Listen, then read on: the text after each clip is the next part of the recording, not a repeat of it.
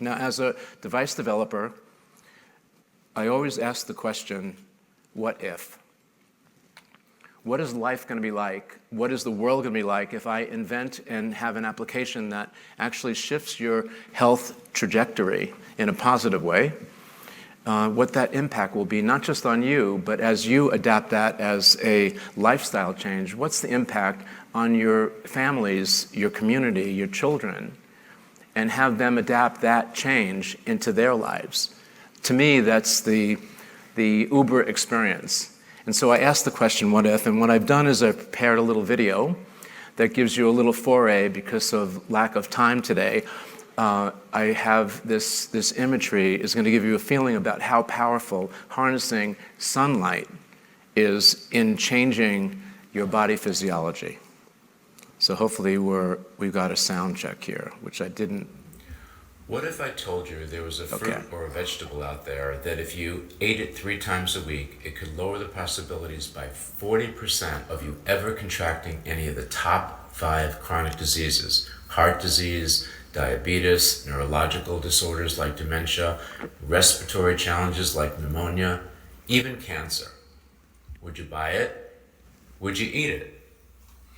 What if I told you there was a hack, and if you increase that frequency of the hack by 5 to 7 days a week, it would lower the possibilities of you contracting any of the above by close to 80%. Dial it in even more. It would lower the risk of dementia by 66%, the risk of sudden death by 63%, the risk of death from heart disease by 50%, lower the risk of hypertension by 46%, and lower the risk of all causes of mortality by 40%. Would you try it then? Would you buy it? Would you tell your children and friends about it?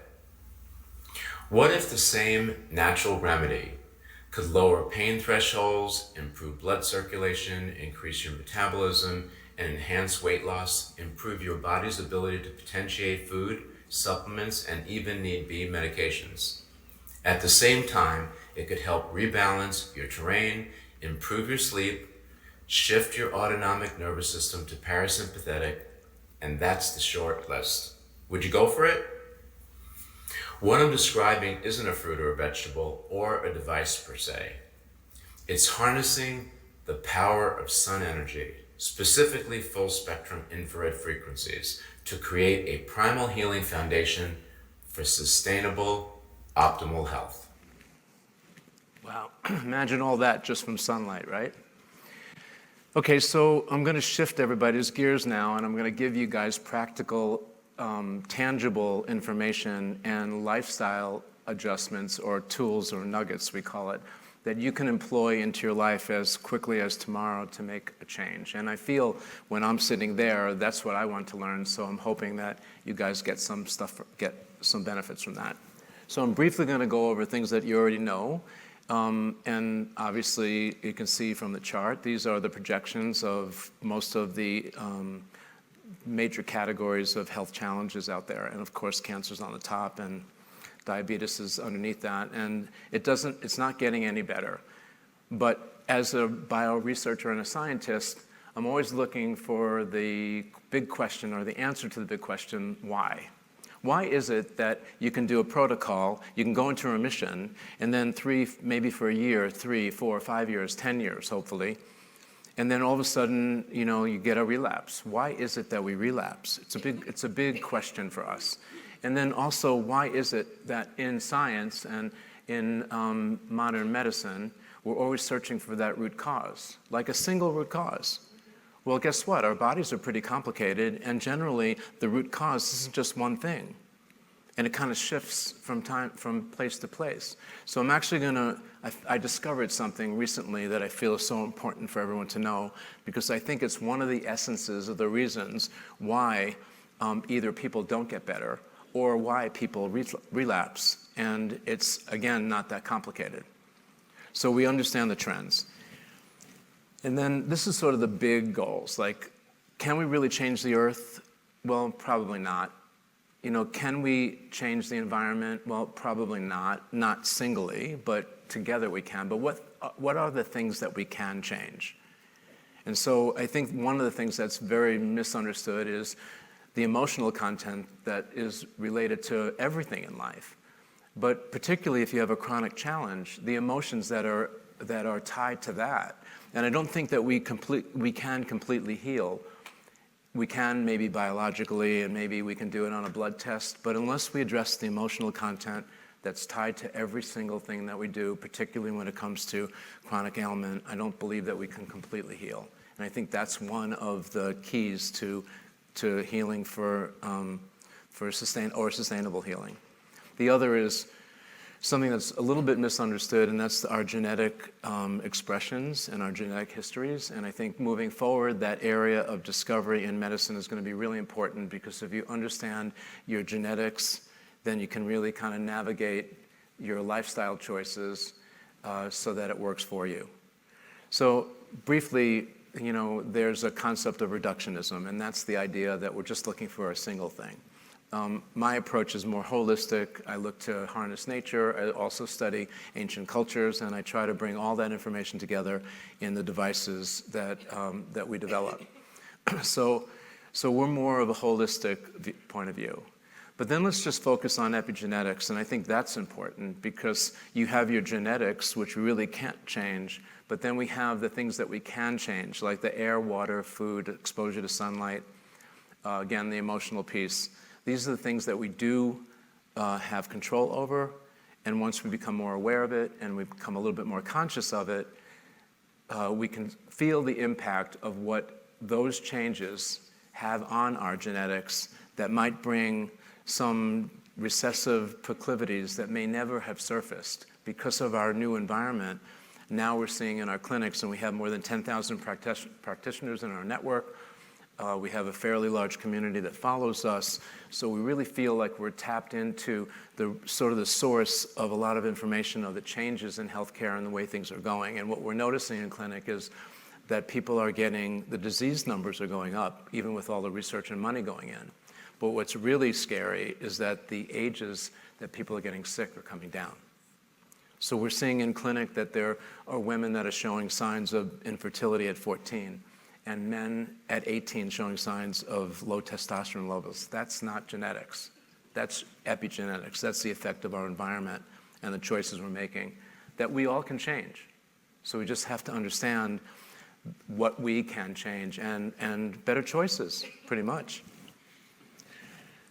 So one thing I want to just mention briefly is creating a safe place. And I like to start in the home because we spend a lot of time there. And you'd be surprised, there's more than 300 different kind of household chemicals that we rely on the EPA and agencies to make sure that they're healthy for us. But when you take a look at the labels, you can see that they have many chemicals in there that are very harmful. Without asking the question and wasting time, I'll just tell you probably the number one unsuspecting chemical is your laundry detergent.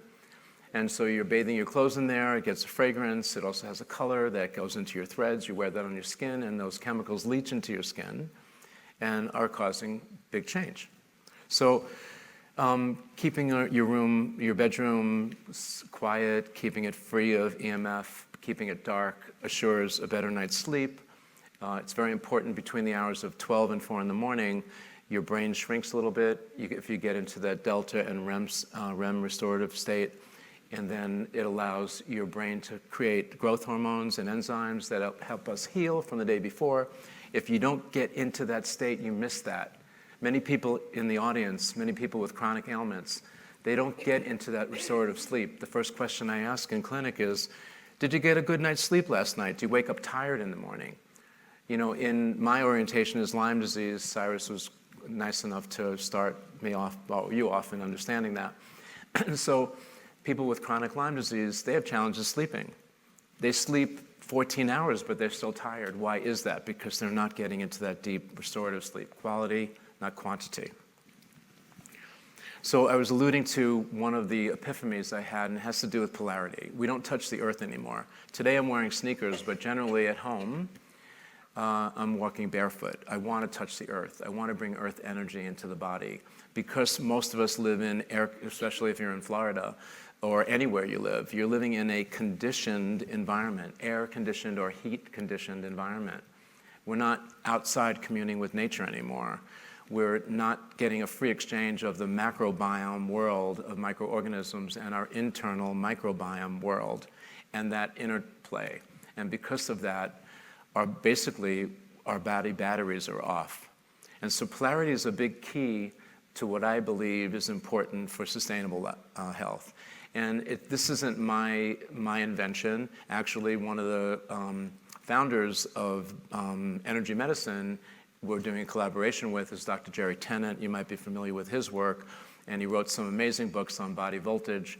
I had an opportunity to meet with him, take his master class, read all his volumes of books, got completely inspired, and then I had an epiphany. And so part of what I've understood in my own clinical approach is that the sequencing, the way you do things, the order that you do things, and the way that you dose what you do can make all the difference in your result, right? How many of you just read the label on a vitamin, you take that and you go, I'm taking this for 6 months and I don't see any change? Because that dosage is based on some kind of statistical information, and it's really talking about, it's homogenizing things, but it's not specific to what your body may particularly need now, and or as your body changes, what you might need in the future. And so we do muscle testing and very unique little, very simple things so that we can individualize the dosing that you might need for your body today on whatever it is, a vitamin or a supplement of sort. So polarity is key, and polarity is just about grounding your body to the earth energies and bringing electrons, which is the negative charge of the earth, into the body. That's so important for us to have cell health and maintain cell vitality. And no matter what you have in this room, basically we get sick on a cell level and we heal on a cell level. So anything we can do to support cell health is going to make an amazing change on your body. This slide might be important for you guys to know, but the various different items that I've listed on the side here are some of the reasons why your polarity might shift from being, basically it's almost like a circuit breaker switch. So when the circuit breaker's off, your body doesn't have that polarity, your cells can't communicate. If you look at this list, which you probably addressed in many different ways, the ones to highlight are your dental profile is really important. So for people that have dental disease, that could be a reason why your body's polarity is off or your cell polarity is off.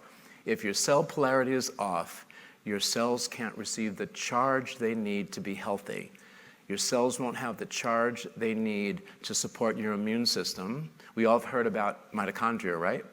Where do you think mitochondria gets their energy from? The sun and the earth. So absent those, we don't have the cell charge in order for us to maintain the vitality, stability, energy, boost our immune systems to fight off disease naturally.